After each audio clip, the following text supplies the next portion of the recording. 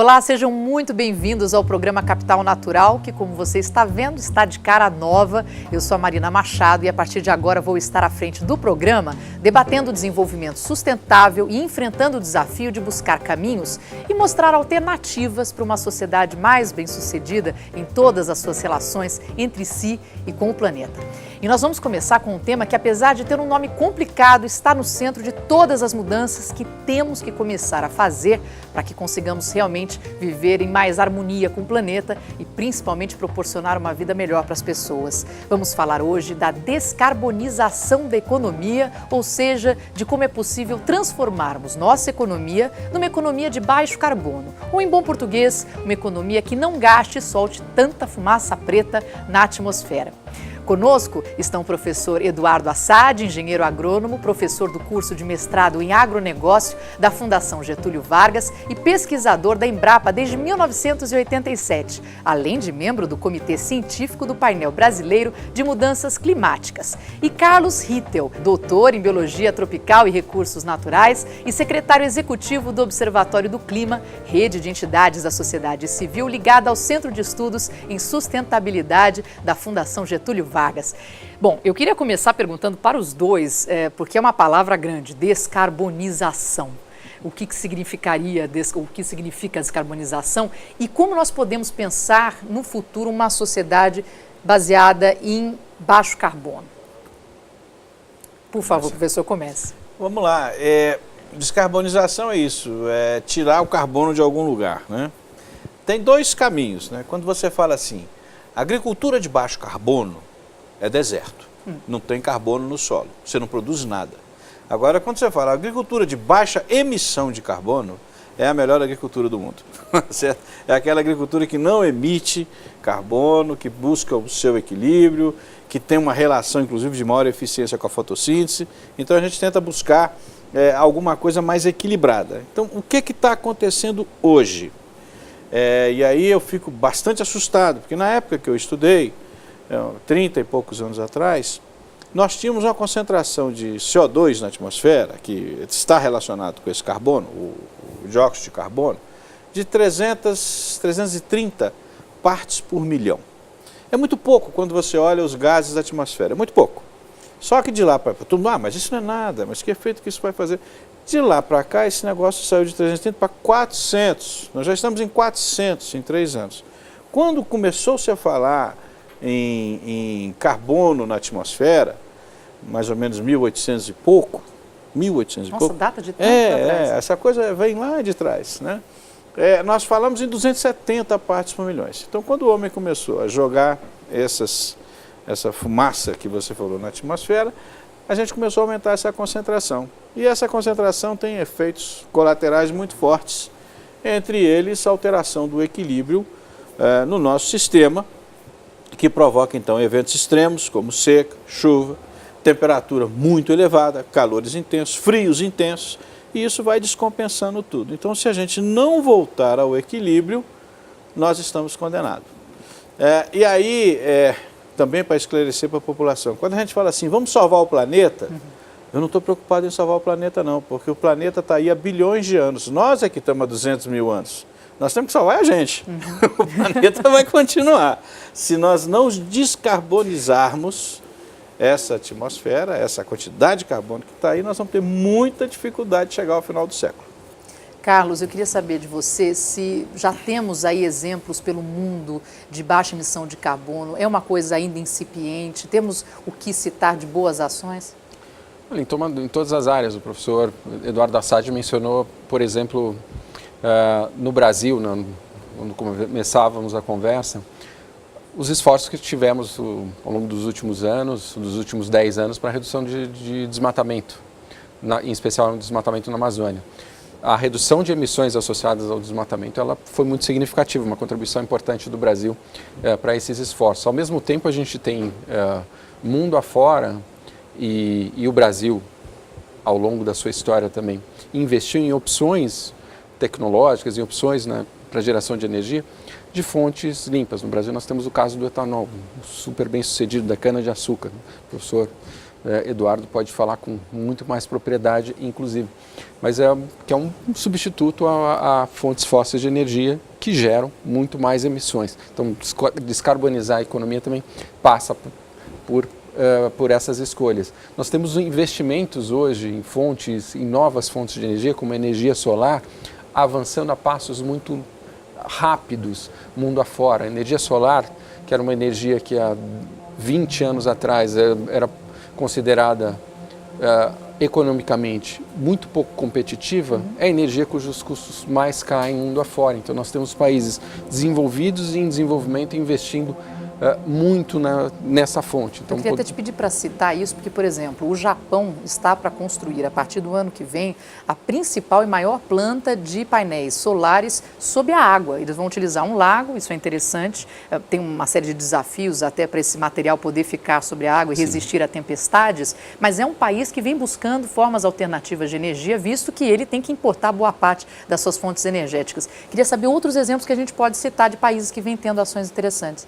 Então, em energia solar, a gente pode citar, por exemplo, a China, que deve avançar rapidamente em 2017, deve atingir 70 gigawatts de energia solar na sua matriz. A Índia, que isso representa? Isso representa... O Brasil depende hoje de algo em torno de 115 gigawatts de potencial para suprir as nossas necessidades de energia. Indústria, domicílio. Indústria, domicílios, para toda a nossa economia. Então, 70 gigawatts é um número bastante expressivo. Claro que a população chinesa é muito maior que a brasileira, né? 6 vezes talvez maior que a população do Brasil, mas ainda assim é um avanço muito rápido. A Índia deve, nos próximos 7 a 8 anos, atingir 100 gigawatts de energia solar. É um país muito populoso também, mas que tem um desafio enorme de inclusão, de redução da exclusão ao acesso à energia, na inclusão energética de boa parte da sua população, vai se dar, entre outros, pelo investimento em energia solar. Nós temos a Arábia Saudita, para citar um exemplo de um país que normalmente não surge em conversas quando a gente está falando de fontes renováveis de energia. Deve chegar em 2020 com 6 gigawatts de energia solar, pensando não apenas em suprir suas necessidades, mas em exportar essa energia, por exemplo, exportar isso para outros países, outros continentes, como a própria Europa. Então, esses são alguns dos exemplos que nós temos que podem ser citados como esforços do mundo ou de países para a descarbonização e que são caminhos que a gente deve olhar com atenção também aqui no Brasil. A gente está aqui no Galpão Multiuso do SESC, na Exposição Energia. A ideia era fazer um mergulho pelo universo da energia, né? As possíveis fontes de energia, desde as mais tradicionais até as mais atuais, as mais curiosas, e trazer isso para o dia a dia do visitante, como as pessoas se relacionam com a energia, com o tema da energia no seu dia a dia, fazendo um apanhado, assim, desde da parte histórica, científica da energia, até a parte mais cultural e como é o cotidiano disso, como a gente relaciona com esse tema no nosso dia a dia. A exposição é dividida em 12 módulos, né? Então o primeiro módulo é o Sol, a principal fonte, né, geradora de energia no planeta Terra, e aí o visitante faz um percurso em torno de todas as fontes de energia que a gente usa, né, desde as mais tradicionais, o petróleo, a energia nuclear, até as fontes de energia renováveis, eólica, as que a gente está menos acostumado. E aí, numa segunda parte, a gente propõe uma reflexão mais para o nosso dia a dia. Então, como que a gente projeta o nosso futuro, tratando do consumo responsável, da energia, como a gente consome e armazena energia no nosso dia a dia, no corpo, na casa, na cidade.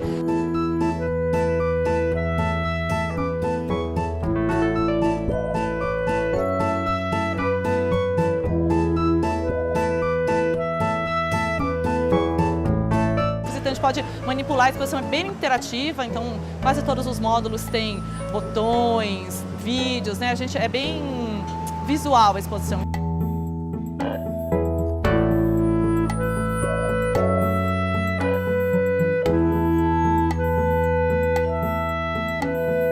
A exposição tem um pouco de trazer esses dados atuais, consumo de energia na cidade, geração de lixo, assim, justamente até para a gente perceber como que a gente atua nesses ambientes.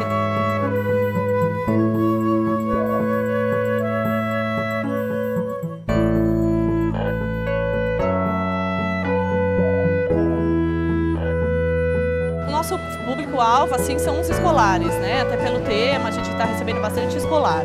A gente tem um material do professor, um material do aluno, né? Que todos os participantes que vêm aqui fazer a visita conosco, a visita monitorada, ganha, né? Ao final da visita.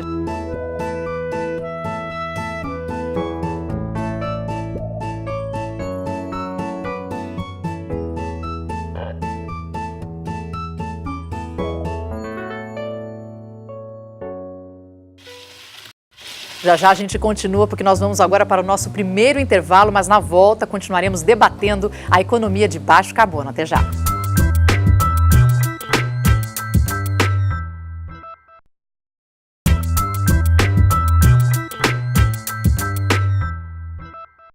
Vamos continuar nossa conversa com o professor Eduardo Assad, engenheiro agrônomo, professor do curso de mestrado em agronegócio da Fundação Getúlio Vargas e pesquisador da Embrapa desde 1987, além de membro do Comitê Científico do Painel Brasileiro de Mudanças Climáticas. E Carlos Rittel, doutor em Biologia Tropical e Recursos Naturais e secretário executivo do Observatório do Clima, rede de entidades da sociedade civil ligada ao Centro de Estudos em Sustentabilidade da Fundação Getúlio Vargas.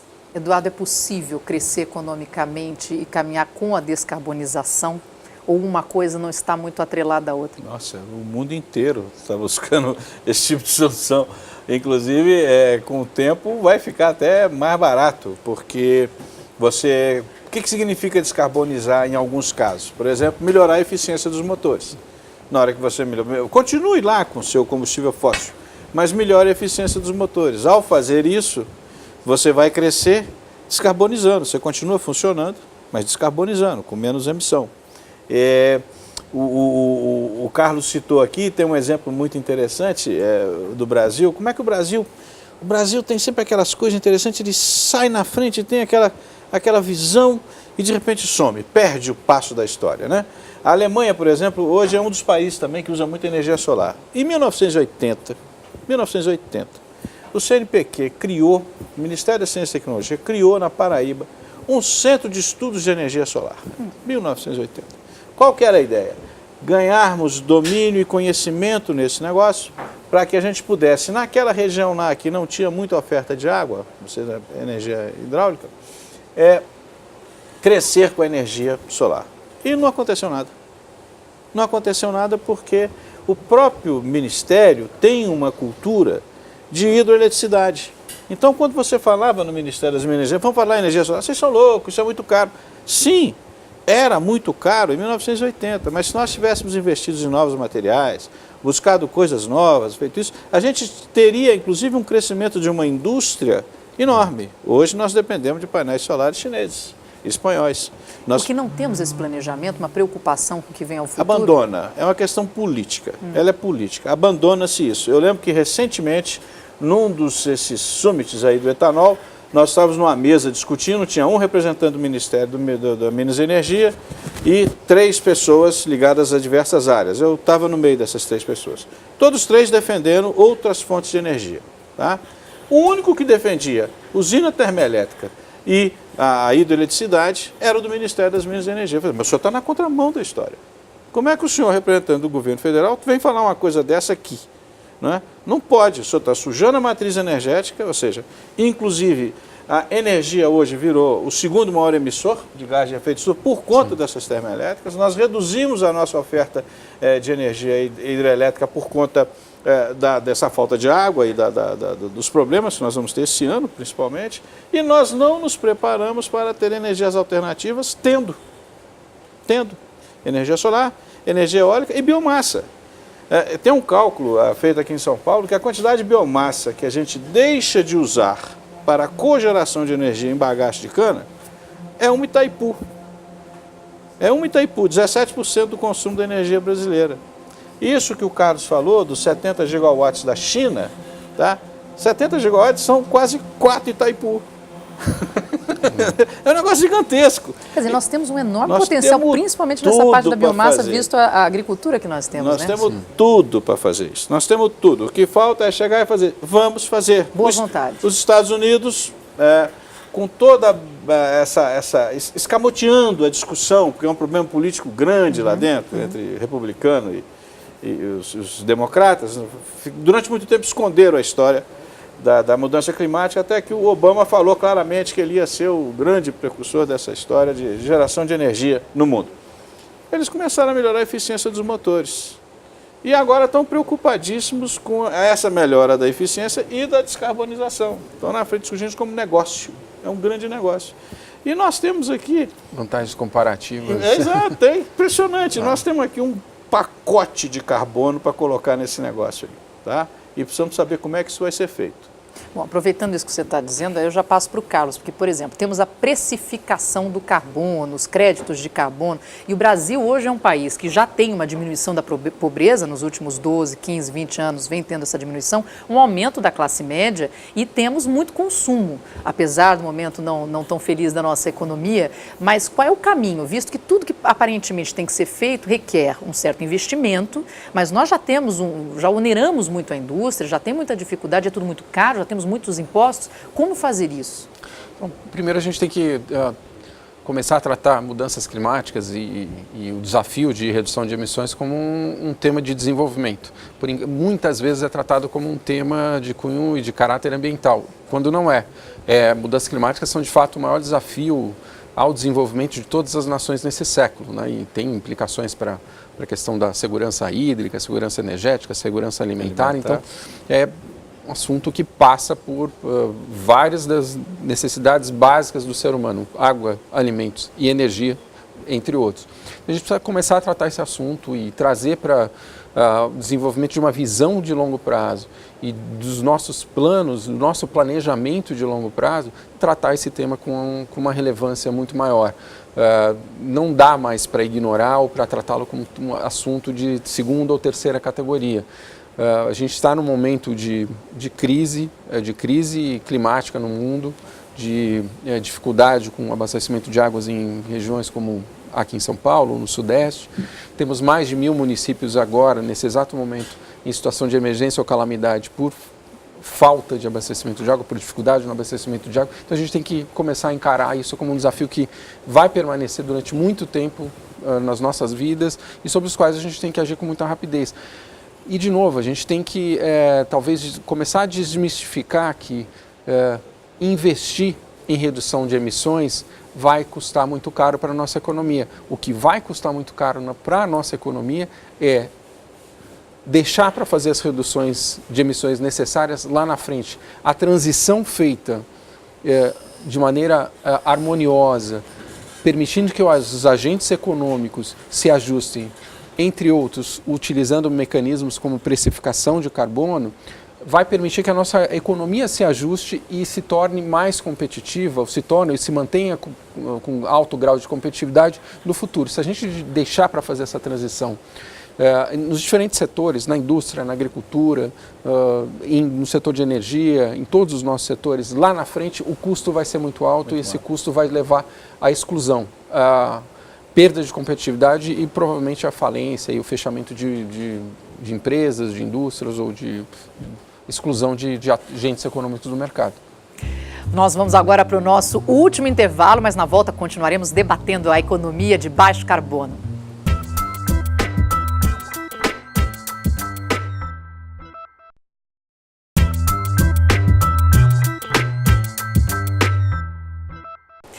Olá, estamos de volta com o programa Capital Natural, que começa sua temporada de 2015 com um tema que pode parecer complicado, mas é urgente, a chamada descarbonização da economia, ou seja, como chegar a uma economia menos poluente e impactante para o ar que respiramos e para o clima no planeta. Estamos conversando com Carlos Rita, o secretário executivo do Observatório do Clima, e o professor Eduardo Assad, que é pesquisador da Embrapa e do curso de mestrado em agronegócio da Fundação Getúlio Vargas, membro do Comitê Científico do Painel Brasileiro de Mudanças Climáticas. Eu queria falar com vocês agora do Plano ABC, que é a agricultura de baixa emissão de carbono.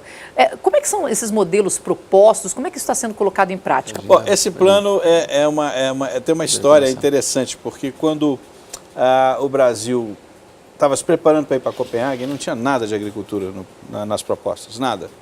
E a gente estava já trabalhando nisso na Embrapa e em outras instituições há muito tempo, mostrando que se nós tivéssemos uma agricultura bem feita, com boas práticas agrícolas, era possível mostrar que a agricultura deixaria de ser emissora e seria então uma descarbonizadora. Ela tiraria carbono da atmosfera. E nós tínhamos aí 20 e tantos anos de pesquisa mostrando isso. Mas pelos inventários e na forma como os inventários de gás de efeito estufa são feitos, você, por exemplo, mede a emissão do boi. O que é que o boi emite? Então, o boi emite metano. Como? Por fermentação etérica, pelo arroto do boi. Então, ele emite muito metano. Então, são 55 kg de metano por animal ao ano.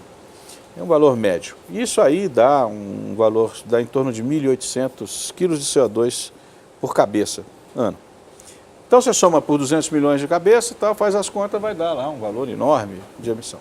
Mas acontece que quando você põe esse boi em cima de um pasto, e um pasto bom, o pasto bom tira carbono da atmosfera. E aí, quando você faz o balanço, muitas vezes, se não exagerar muito, equilibra. O carbono do pasto equilibra o que o metano emite.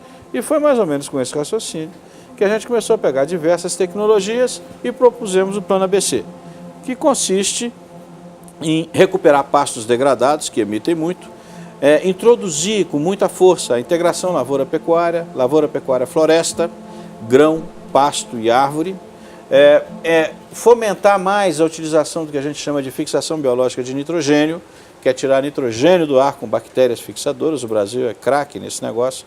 A nossa soja não usa nitrogênio, ela fixa do ar com essas bactérias. Plantar florestas, resíduos, enfim, usar os resíduos animais, e tudo isso então daria, naquele momento, os números que nós tínhamos na mão, falava em torno aí de 120, 136, se eu não me engano, em torno de 136 milhões de toneladas de CO2 até o ano 2020.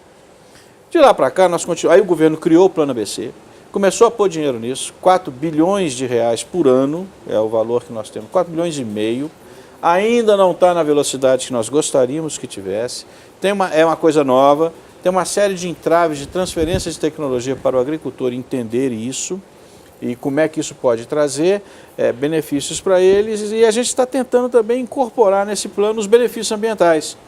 Podem servir como pagamento de serviço ambiental, podem servir como carbono que eu vou colocar naquele saco lá para discutir, no meu saco de carbono, está aqui cheio de carbono, nós vamos discutir isso no mundo, como é que nós vamos fazer, porque tem escala. Nós estamos falando de 60 milhões de hectares no mínimo, que vão ser recuperados, e com isso você vai tirar carbono da atmosfera. Então ele foi criado, está andando, poderia ser melhor, nós estamos fazendo um esforço tremendo para esse negócio andar mais rápido. O Ministério da Agricultura tem feito um esforço grande, mas a dificuldade é imensa, e vocês vão de entender por quê. Como é que eu vou discutir um plano cujo horizonte é 10 anos no Ministério que nos últimos 4 anos teve 4 ministros? É difícil. É muito difícil, você passa a ter dificuldade, mas nós estamos fazendo o nosso trabalho. Os técnicos do Ministério têm trabalhado muito, a gente tem feito um esforço grande, mas na hora da decisão, toda hora muda, então fica difícil você acertar isso. Essa ministra que está aí, por exemplo, ela gosta desse plano, ela gosta muito desse plano. Tomara que a gente consiga alavancar melhor essa coisa. Então, isso é agricultura de baixa emissão de carbono. Você reduz o carbono, aumenta a produtividade, intensifica a produção, sem ter que desmatar um só hectare.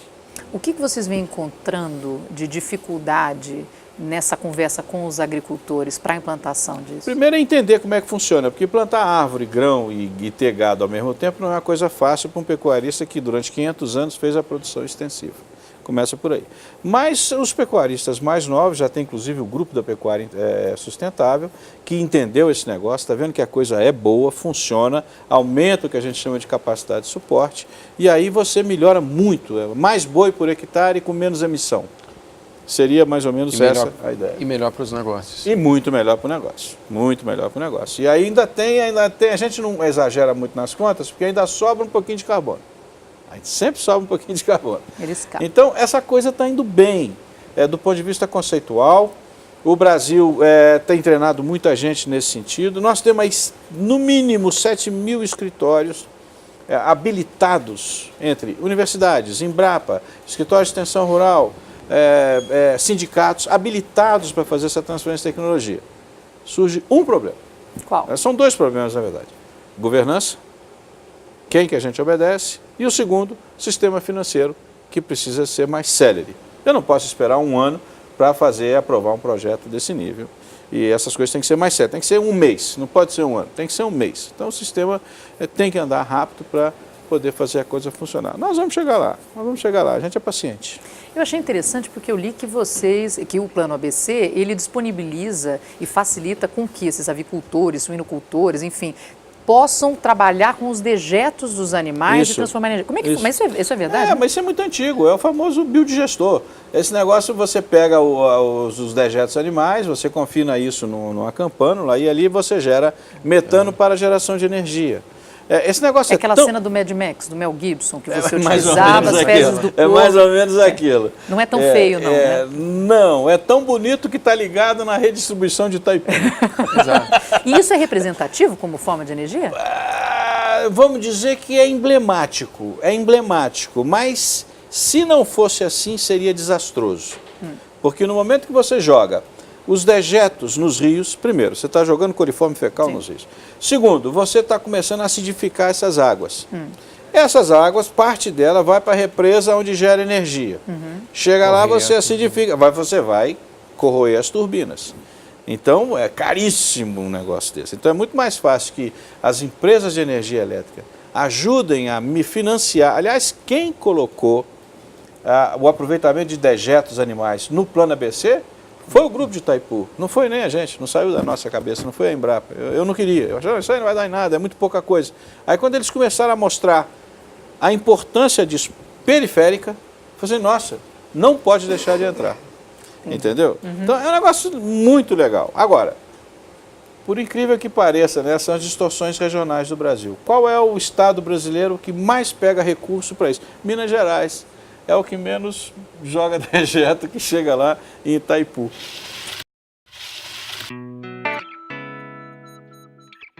O programa Capital Natural foi conhecer um dos projetos de uso de fontes alternativas de energia da empresa Biogás Energia Ambiental, implantado no aterro sanitário Bandeirantes, que recebia metade do lixo da cidade de São Paulo até o ano de 2009, quando foi desativado. O projeto captura metano de lixo enterrado ali através de 400 pontos de coleta e o conduz até a usina termoelétrica Bandeirantes.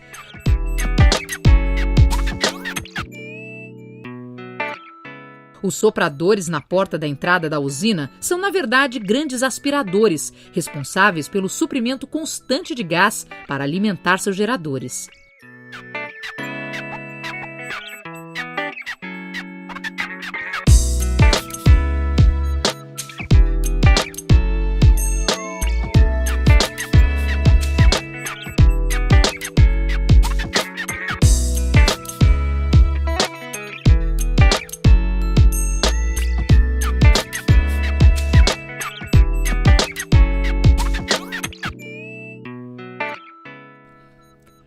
Dentro da usina, 8 geradores recebem a energia do gás e a convertem em energia elétrica, que é enviada à subestação de transmissão, por onde entra na rede de distribuição da concessionária da cidade, com capacidade para atender 300 mil pessoas.